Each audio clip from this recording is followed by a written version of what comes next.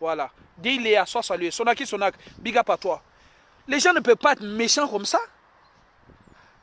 Aujourd'hui, là, c'est Gbalouna Gbalou. Quand vous regardez le monde, là, Gbalouna Gbalou, là, mon petit frère, c'est qui Gbalouna Gbalou? Et c'est lui qui va prendre sur lui une mobilisation mondiale. C'est qui Sonaki Sonak? C'est qui Maman Naomi vient t'aider. C'est qui? C'est des personnes anonymes aujourd'hui qui vont venir s'asseoir pour demander à d'autres personnes anonymes de cotiser. Parce que la situation de la santé de Awaora est difficile. Mais on ne peut pas être méchant comme ça. Vous pensez que là, en Côte d'Ivoire, là, il y a toujours tendance à dire, non, que même en Éthiopie, là, il y a milliardaires en Éthiopie. Il y a toujours tendance à dire, même quand on dit ce pays-là, c'est le pays le plus misérable au monde. J'ai toujours tendance à dire, quand dans un pays, on dit cela, c'est un pays où règne la famine. Dans le pays où règne la famine, là, il y a des gens qui sont milliardaires. Soit salué au Kosisi Baba Nicolo. Ça pas de ça, pas big up à toi. Véronique Lagloire, sois saluée. Et puis aujourd'hui, ouais, Barou Koulibaly, sois salué. Aujourd'hui, vous avez une dame, au lieu que les politiques, au lieu que des personnes qui l'ont côtoyée hier, des gens, lorsqu'elle était au firmament de son art, lorsqu'elle était célèbre, ceux qui l'ont côtoyée, au lieu qu'ils prennent la relève aujourd'hui pour essayer de s'occuper de la santé de cette femme, tout le monde marginalise cette femme. En fait, si vous me voyez, Sanou, sois salué bébé, depuis ta position. Quand vous voyez que je prends du recul, je prends du recul simplement parce que l'être humain est méchant.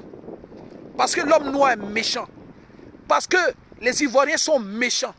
Parce que tout ce qui intéresse les Ivoiriens, c'est des vidéos de buzz. Parce que tout ce qui intéresse les Ivoiriens, c'est des vidéos de marmailleurs. Parce que tout ce qui intéresse les Ivoiriens, c'est des vidéos de mépris. Les vidéos où on méprise les gens, les vidéos où on insulte les gens, les vidéos où on marginalise les gens, les vidéos où on tourne l'autre en dérision, où on montre que l'autre n'est rien, où on montre que l'autre n'a rien, où on montre que la famille de l'autre n'est rien, où on montre que les gens sont misérables. C'est ça. C'est ça. C'est ça qui vous plaît. C'est à Gbalouna Gbalou d'organiser aujourd'hui et toute la santé de Awaora. C'est à Gbalouna Gbalou. Alors là, c'était juste une petite parenthèse. Que chacun fasse ce qu'il peut à son niveau. Bravo à tous mes frères anonymes. Bravo à Gbalouna Gbalou. Bravo à tous ceux qui s'adonnent, en tout cas, corps et âme pour ce combat-là. Bravo à la Zambrotte. Bravo à mon ami Olivier Le Monac. Bravo à vous. Faisons de sorte que nous puissions apporter un certain réconfort à cette femme-là. Mais je dis, la vie n'est pas faite de méchanceté. Aujourd'hui, quand je regarde, parce que c'est ça en fait, si vous voulez réussir votre vie, si vous voulez grandir dans votre vie, si vous voulez ne pas répéter les mêmes erreurs dans votre vie, à un moment donné, il faut s'arrêter, il faut regarder autour de soi. Avec qui on a marché, avec qui on a mangé, pour qui on a marché, pour qui on s'est privé de nourriture, pour qui on a fait les sacrifices, quelles sont les réponses, quel est le retour de l'ascenseur aujourd'hui, etc. Ok? Quand vous allez comprendre ça là, ça va vous permettre et tout de mettre votre énergie au service et tout de votre famille. Quand vous allez comprendre ça, ça va vous permettre de mettre votre énergie au service aussi de ceux qui vous aiment. Oui, c'est de ça qu'il s'agit. Il faut être très pragmatique. Est-ce que c'est aujourd'hui là, c'est à nous d'organiser et tout une santé de Awaora? Qui est en Côte d'Ivoire? Ça dit, vous voyez, ça fait des années, des artistes vont tomber malades. Il faut cotiser pour Amoué. Il faut cotiser pour telle personne. Il faut cotiser pour telle personne. Oui, il faut cotiser pour Arafat. Il faut cotiser pour tel. Mais vous n'avez pas honte. Et aujourd'hui, tout ce qui intéresse l'Ivoirien, c'est lorsque tu meurs, oui, je prends les funérailles en charge. Lorsque tu meurs, je prends les funérailles en charge. Lorsque tu meurs, oui, j'offre tout, je donne ça à Maël, je donne ça à Cécile, je donne ça à cela. Sois salué Hermas depuis ta position. Ouais, maman Madeleine Kondo, big up à toi depuis les États-Unis. Patricia Kaza, big up à toi. Alors, vous n'êtes pas capable et tout d'organiser des élans de santé, des élans et tout, hein, pour sauver la vie de quelqu'un. Mais à sa mort, vous êtes capable et tout d'offrir des bâches et des bâches, des chaises et des chaises, des bœufs et des bœufs pour l'enterrement de la personne. Bravo, bravo. Continuez votre façon de faire. Et donc, concernant le point ici, Awaora, vous voyez très bien que Gbalouna Gbalou est là. Toutes les personnes concernées ont mis un certain nombre de numéros de téléphone où vous pouvez les joindre, où vous pouvez apporter vos dons et tout. Mais voilà, c'est triste. C'est triste de voir que les gens sont aussi méchants. Ça, c'est le premier point. Le second point que je vais aborder aujourd'hui, là. Lorsque j'ai fait un post, je ne sais pas, hier et tout, moi, je vous fais comprendre simplement une chose. Vous pouvez penser que mettre la pression à telle ou telle personne, ça va lui faire changer de cap. Ça, c'est vous qui voyez. En ce qui me concerne, moi, Black Modo, là, je suis droit dans mes bottes. Voilà. Balou vient d'écrire encore. Pour l'évacuation sanitaire de Awaora, il faut 50 000 euros. Voilà. Et aujourd'hui, Balou vient d'écrire, ils sont à 9 321 euros. Ok? Voilà. On a vu ici, hein, des réfugiés de luxe. Hein. On a vu les Stéphane qui prêtent là, dans les hôtels de luxe ici, qui pourraient coûter 8 000 euros et tout. Hein? 8 000 euros par mois. On a vu les gens ici qui ont des jets privés. Aujourd'hui là, et tous ils regardent Awaora pour venir dire demain et tout que c'était une grande journaliste. Ça, salut grand frère Christian Balou. Bref, il n'y a pas assez de batterie. Et donc je dis le deuxième point que je voulais aborder ici là, c'est que j'ai mis des photos sur mon mur de Michel Gbagbo brimé, envoyé et tout au Golf Hotel. J'ai mis sur mon mur des photos de Michel Gbagbo envoyé à Bouna avec Afin Guessan, où on lui a demandé comme un enfant, quel âge a-t-il? Est-il métis ou pas? Et que toi qui es métis, là, si on disait aujourd'hui tu n'es pas ivoirien, qu'est-ce que tu vas penser? Allez pomper. Les Michel Gbagbo ont pompé. On a vu toutes les tortures et tout affligées à Michel Gbagbo. Et énervé par ces tortures-là, révolté par ces tortures-là, nous sommes sortis ici dans les rues. Ok? J'ai vu dans un débat Yves Aipo parler de Jean-Luc Mélenchon. Mais Yves Aipo, depuis l'Australie, là, c'est toi qui connais Jean-Luc Mélenchon. Tu as déjà rencontré Jean-Luc Mélenchon? Est-ce que tu sais quels sont les Ivoiriens qui ont expliqué à Jean-Luc Mélenchon la situation en Côte d'Ivoire? Est-ce que tu sais quels sont les Ivoiriens qui ont raconté à Jean-Luc Mélenchon la situation de Michel Gbagbo, fils de Laurent Gbagbo? Tu ne sais pas. Donc, la différence entre les militants du PPACI, les marmailleurs et nous, c'est que nous, on dit ce qu'on a fait. C'est que nous, on a été acteurs de la résistance. Et nous, on ne parle pas avec les compteurs de la résistance. On ne parle pas avec les gens qui se sont planqués. Voilà. Moi, je peux regarder Kone Katina dans les yeux et puis je vais lui dire que c'était un réfugié de luxe. Je peux regarder Damana Picasso dans les yeux et puis je vais lui dire que c'était un réfugié de luxe. Et puis je peux les regarder un à un dans les yeux pour leur dire que eux là, quand on a typé le premier coup de lacrymogène, ils se sont planqués. Voilà.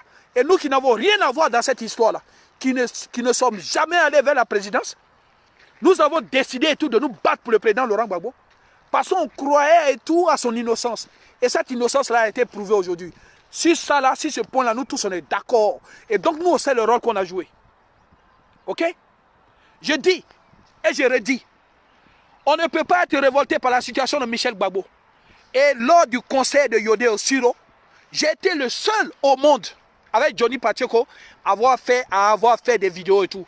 Vous avez vu au concert de Yodé et Siro, quand Michel Gbagbo s'est levé pour aller faire des bisous, en tout cas pour aller faire des accolades et tout à Soro Guillaume. À l'époque, j'ai dit que ce n'était pas cohérent.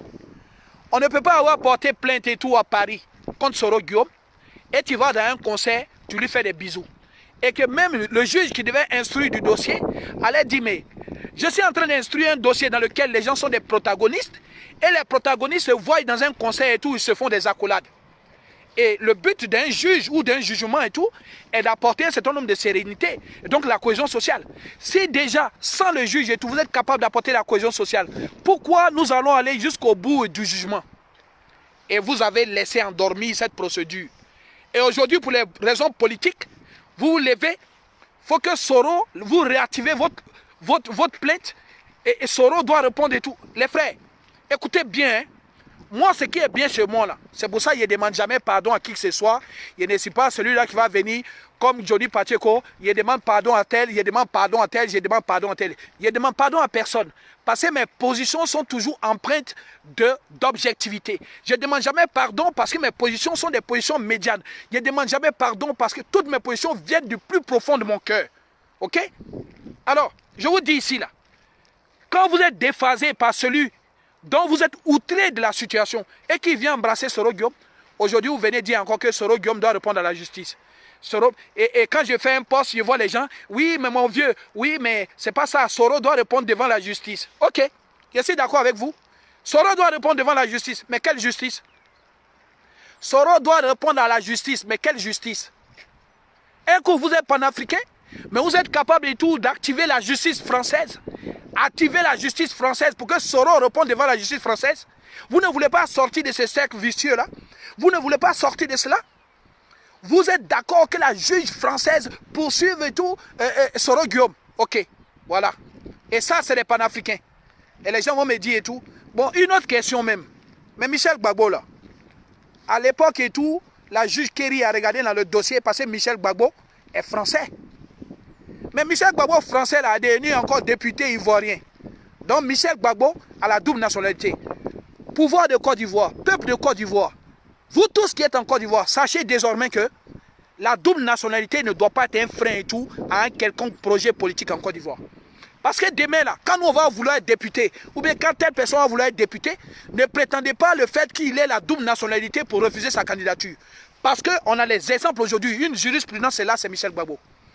Mais Michel Gbagbo, même en tant que député ivoirien, il gagnerait à dire aussi que désormais, ici, député ivoirien, et qu'à ce titre-là, j'aurais aimé que la justice ivoirienne et tout se saisisse du dossier. Maintenant, même quand Michel Gbagbo dit qu'il aurait aimé que la justice ivoirienne se saisisse du dossier là, c'est la même justice ivoirienne là, on a dit hier et tout qu'elle était instrumentalisée par Alassane Ouattara. C'est la même justice ivoirienne là, on a dit que le juge Adou là, que lui là, il rend un certain nombre de décisions de justice en fonction de l'humeur d'Alassane Ouattara. Donc quand vous venez me dire, ouais, il faut que Soro Guillaume et tout répondent à la justice. Quelle justice? La justice de la Côte d'Ivoire? Aujourd'hui, vous reconnaissez la justice de la Côte d'Ivoire parce que vous êtes dehors. Vous reconnaissez la justice de la Côte d'Ivoire parce que vous n'êtes plus en prison. Vous reconnaissez la justice de la Côte d'Ivoire parce que vous pouvez aller, venir et tout. Vous allez à Mama, vous faites les meetings, on ne vous attrape pas. Vous reconnaissez la justice ivoirienne au point de vouloir traduire d'autres Ivoiriens devant cette justice-là. Mais bravo, bravo. Continuez vos incohérences. Continuez vos incohérences. Et une petite réponse au président Laurent Gbagbo. Mais président, nous on a été fiers de mener un combat pour toi pendant 10 ans. Certains d'entre nous là ne peuvent plus aller au pays parce qu'ils sont allés plus loin dans les actes qu'ils ont posés. Certains d'entre nous là sont persona non grata dans leur pays. D'autres ont perdu ici là leur titre de séjour. Certains encore ont perdu leur travail. Un gars comme Willy Bla, il a fait le choix de ne pas travailler, de se consacrer et tout à la cause du président Laurent Gbagbo. Dans votre représentation PPACI là, qu'est-ce que vous avez donné comme récompense à Willy Bla? Rien. Willy Bla du lundi au lundi, 7 jours 6, 7, 24 heures 6, 24 heures. Il a fait de la libération du président Laurent Gbagbo et tout une priorité. Il est où aujourd'hui? Vous êtes dans l'ingratitude perpétuelle. Vous arrivez là avec des imposteurs, des gens qui se sont planqués au firmament de la crise et qui reviennent aujourd'hui, qui se jouent les donneurs de leçons. J'ai préféré me concentrer sur moi-même parce que si je parle de vous, je vais tellement vous minimiser, je vais tellement vous rabaisser. Vous êtes tellement de moins que rien que je ne veux même pas salir ma bouche et tout à parler de votre histoire. Quelle est cette histoire-là où il n'y a pas de mérite? Quel est ce combat-là où ceux qui ont combattu ne sont pas les méritants? Quel est ce combat-là où vous êtes incapable de remercier ceux qui ont fait des choses pour eux? Quel est ce combat-là où vous êtes incapable de reconnaître ce que les gens ont fait pour vous? Vous vivez sur quelle planète? Vous vivez sur quelle planète? Voilà. Oui, le président Laurent Gbagbo, lors de ses réunions, il demande et tout